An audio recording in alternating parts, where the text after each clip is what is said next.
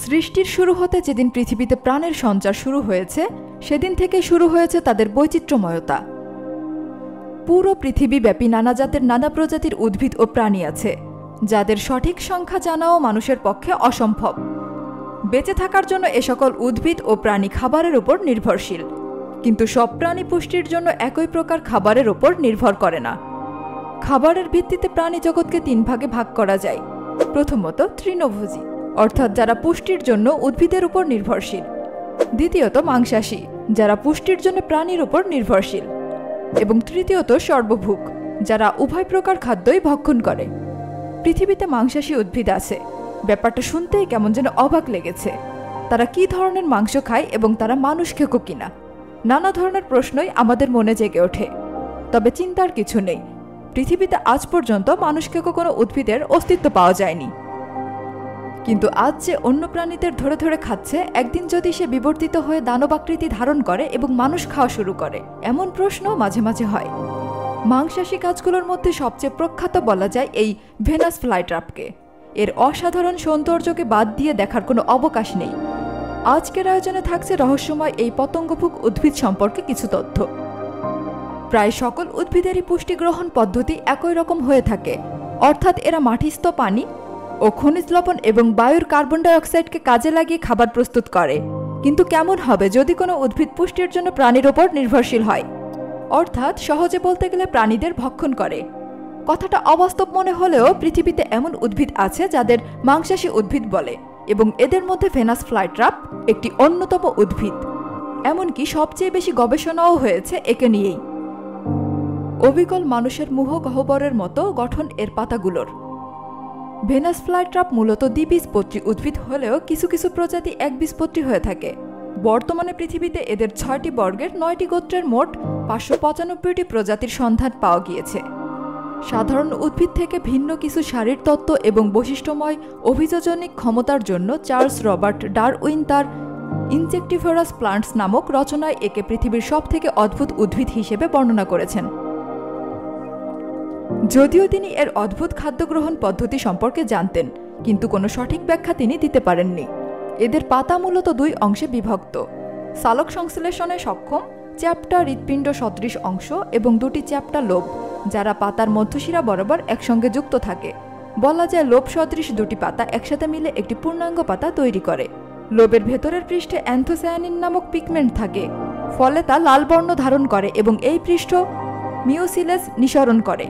Lobe দুটির মাঝে একটি ভাঁজ থাকে এবং এদের কিনারা জুড়ে থাকে ট্রিগার নামক কিছু সংবেদনশীল সুতা সদৃশ অংশ। এই ট্রিগার পাতার ফাঁদে আটকা পড়া শিকারকে পালিয়ে যেতে প্রতিরোধ করে। অন্যান্য উদ্ভিদের মতোই ফ্লাইট্র্যাপ মাটি থেকে পানীয় খনিজ লবণ অর্থাৎ পুষ্টি এবং বায়ু থেকে প্রয়োজনীয় গ্যাসীয় উপাদান সংগ্রহ করে। কিন্তু বাস্তবে এই পুষ্টি এই উদ্ভিদের জন্য অপ্রতুল, এবং এরা মাটি ও বায়ু থেকে খুব কম পরিমাণ পুষ্টি সংগ্রহ করে থাকে, কারণ এরা পুষ্টির জন্য বিভিন্ন প্রকার পতঙ্গের উপর নির্ভরশীল, অর্থাৎ এরা প্রাণীজ পুষ্টির উপরই নির্ভর করে। ফ্লাইট্র্যাপের খাদ্য গ্রহণ প্রক্রিয়া খুব মজার। পতঙ্গকে আকৃষ্ট করতে এরা এক প্রকার সুগন্ধি রস উৎপাদন করে, এবং এই সুগন্ধের প্রলোভনে পতঙ্গ এগিয়ে যায় তার অনাকাঙ্ক্ষিত পরিণতির দিকে। যখন কোনো বাহ্যিক বস্তু বা প্রাণী, যেমন পতঙ্গ, একের অধিক ট্রিগার স্পর্শ করে বা একটি ট্রিগারে একাধিকবার স্পর্শ করে, তখন আকস্মিকভাবে লোব দুটি ভাঁজ হয়ে যায় এবং ভেতরে থাকা পতঙ্গ লোবের এই ফাঁদে আটকা পড়ে। ট্রিগার এতই সংবেদনশীল যে স্পর্শ করার প্রায় 1 সেকেন্ডের 1/10 সময়ের মধ্যে লোবের এই ফাঁদ বন্ধ হয়ে যায়। কিন্তু উদ্ভিদের পুষ্টি সচেতনতা এখানে বিশেষ ভূমিকা পালন করে, অর্থাৎ যদি পতঙ্গটি খুব ছোট হয় তখন লোব দুটি আস্তে আস্তে বন্ধ হয়, যেন পতঙ্গটি বেরিয়ে যেতে পারে। এর কারণ এই যে ক্ষুদ্র পতঙ্গ থেকে খুব কম পরিমাণ পুষ্টি পাওয়া যায়। তবে কোনো পতঙ্গ না হয়ে যদি কোনো জড় পদার্থ যেমন পাথরের টুকরা এই ফাঁদে প্রবেশ করে, তাহলে ফাঁদটি 12 ঘন্টার মধ্যে আবার খুলে যায়। যখন খাদ্যবস্তু হিসেবে কোনো পতঙ্গ ফাঁদের ভেতরে বন্দী হয়, তখন লোবের গায়ে অবস্থিত সিলিয়া নামক আঙ্গুলের মতো অভিক্ষেপগুলো পতঙ্গকে আটকে রাখে। কয়েক মিনিটের মধ্যেই ফাঁদটি সম্পূর্ণভাবে বন্ধ হয়ে যায়। এর সময় ফাঁদটি একটি বায়ুরোধী প্রকোষ্ঠের মতো কাজ করে, যা ব্যাকটেরিয়াকে ভেতরে ঢুকতে দেয় না।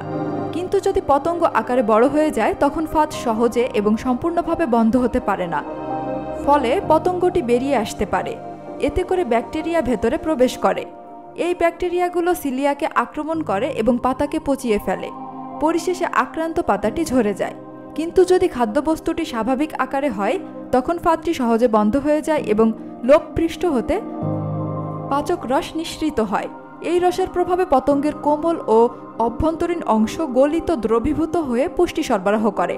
পতঙ্গের বহিরাবরণ বা কঠিন অংশগুলো উদ্ভিদ হজম করতে পারে না।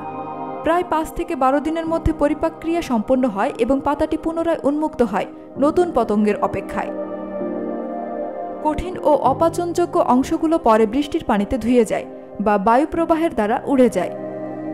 লোভ থেকে অ্যান্টিসেপটিক রসও খরিত হয়, যা মৃত পতঙ্গটিকে প্রায় 12 দিন পর্যন্ত সংরক্ষিত ও জীবাণুমুক্ত রাখে।